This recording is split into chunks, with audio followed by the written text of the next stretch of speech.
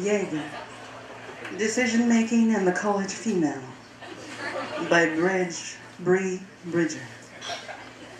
Before I ever even had sex, I daydreamed about having the kind of confident, sex-positive woman who could have a one-night stand with absolutely no regrets. Actually working up the courage to commit to it was another story. I considered myself a reasonably safe person, so when I got out to the field, I remember that drunk college guys can be kind of jerks and awful. So my fabulous sexual promiscuous lifestyle remained imaginary. At the juncture of October 2012, my senior year, I found that my sex life at a 14-month dry period. The thirst was real. My fantasies were at peak intensity, but I would not go for it. No. This was before Tinder blew up and you could vet the quality of your potential hookups from a safe distance. Hey, how you doing? I was busy enough with school, and I told myself often that it was totally fine for not having sex for over a year. Cut to my friend Kate's 21st birthday. The party was hosted at my friend Justin's place. We lived in the same complex, so I felt safe getting totally sloshed.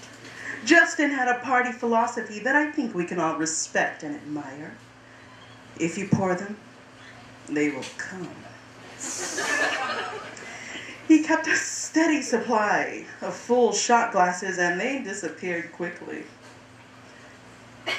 I was already very tipsy when my best friend Anna showed up. She was upset that she was behind, and she wanted to play catch-up, but she didn't want to take shots alone. I volunteered as tribute. And by the end, my tally was at least 9 drinks deep. Kate decided that she wanted her crump party to be even crunker. The dozens of us piled into cars for the town's bar district. We hit up Gatsby's, a club with a platform that only girls could climb on, and we made a beeline right for it. At this point, the Jaeger shots really kicked in. I distanced myself from the group to do bad all by myself. I was really into it, but I learned from my friends that when this story was retold many times, that what I imagined to be a video vixen was really more of a hot mess. They were mostly amused, nothing to worry about, but the next time they saw me, the situation had changed. At this point,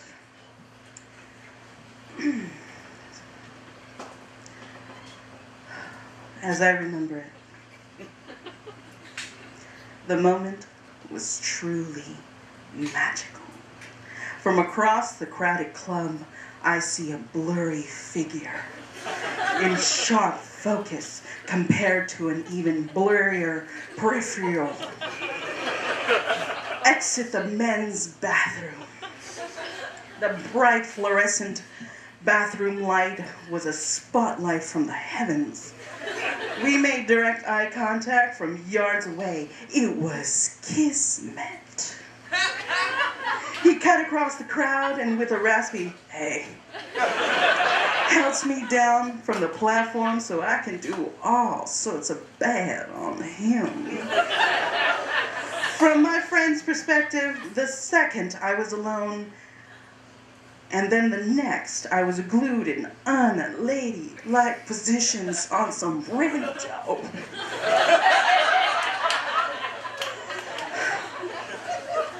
A few songs in, he whispers in my ear, "You wanna get out of this place?"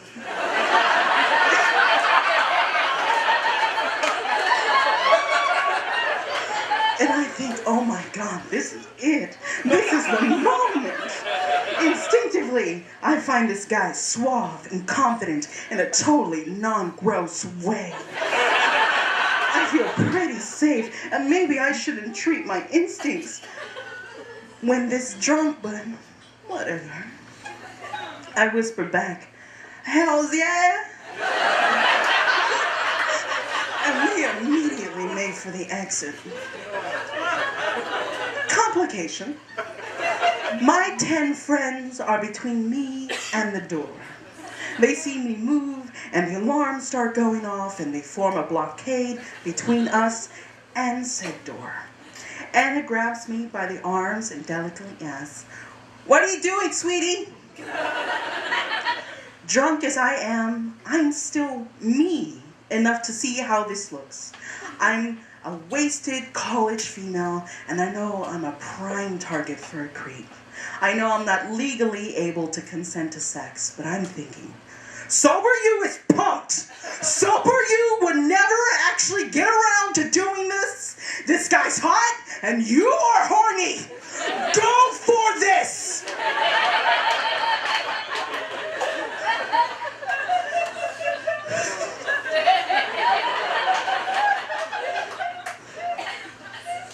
All of which I say, loudly and excitedly, to Anna.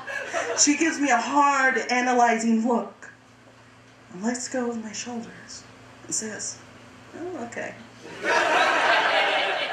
The men at our party watched in stunned silence as Anna grabs me leave and I walk off. They turn to her with incredulity. Hey, she's a grown woman. She knows what she's doing. They hesitate for a moment, but then they wordlessly and unanimously agree to rush out to track me down. When they surround me on the street, I am truly touched. My friends are so trustworthy, I think, and I try to convince them that I understand that this whole thing is very questionable, and I love them for protecting me, but please let me go, because I really want to fuck this guy.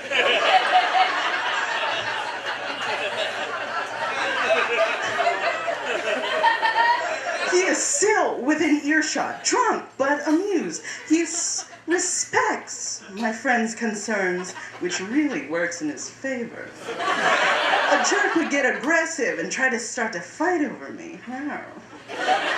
Justin recognizes him from a class, threatens that if anything should happen to me, he knows where to find him. Our stranger insists that I'll be fine, and you know what? If anything does happen to me, here's his full name and his phone number, so they can come find him if necessary. This is enough to reluctantly convince them to let me go. We stumble across the campus. I'm in high heels, not too far into the track. He lifts me up, shut up, and cares, which makes him even way more attractive. I'm swooning from either Jaeger or charm. I don't know. We get into his dorm room, cramped and roommate free. We start to make out and undress, and there's a very little prologue involved, and I'm half naked, and he's inspired to pull his mattress from the bunk to the bed to the floor to give us space to flop around. And now anxiety creeps in, because what's really happening here? Am I gonna be any good? You're out of practice and drunk, but I quickly throw these worries out because his hands are awesome. And it's a little rough started, but we eventually collapse, naked and flush, back on his mattress on the middle of the floor. He falls asleep immediately. And I'm buzzing with energy. As I start to calm down, I also start to sober up, and I'm starting to freak out a bit. I look at him, and I wonder for the first time, what am I supposed to do now? Do I go to sleep, or do I wake him up in the morning? Should I leave? Is it rude if I leave? Or will I regret this all in the morning? What if I don't leave? I decide the safest bet is to leave. I get up and I start looking for my clothes, and that's when I actually remember that I threw them to the ground before he moved the mattress to the floor.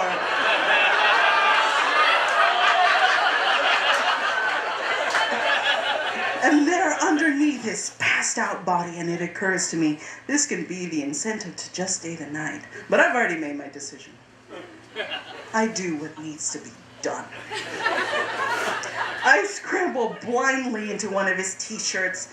In my panic, grab my heels and get the fuck out of there. I call one of my girls from the party to take me home, and eventually I'm calm enough to sleep. The next morning, I get a wake-up call from Justin. He's relieved to know that I'm okay and bears a message. My mysterious stranger contacted him on Facebook and informed him that I left something at his place and to pass his number to me. In the harsh, bright white light of the day, we meet outside in his dorm to make the exchange of my bra and glittery top for his shirt. Ryan thinks the situation is hilarious. Ryan's the guy I slept with. He makes gentle fun of me and my nerves and gives me a hug and says he hopes to see me again. A few days later, he does. Sober, because now I've already broken my fast, so why not have a little fun? We continue to meet up for the remainder of my senior year several times a week. This became perhaps my best example of a friends with benefits situation, in that we became genuine friends.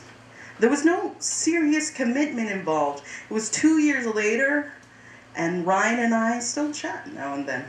He's in California in the armed forces, has a great girlfriend, and we both make the best out of our lives. I will likely never do anything like this again. I've exhausted all my luck. For it truly could have gone terribly. Sometimes taking the risk can pay off, but when taking the risk, especially a drunk one, it's good to know to be surrounded by decent people who give a shit about your welfare. They've got your back. And if it all goes south, and then when it does go well, they're more than happy to literally tell everyone you know and met at parties about it in very dramatic detail for months on end. Thank you.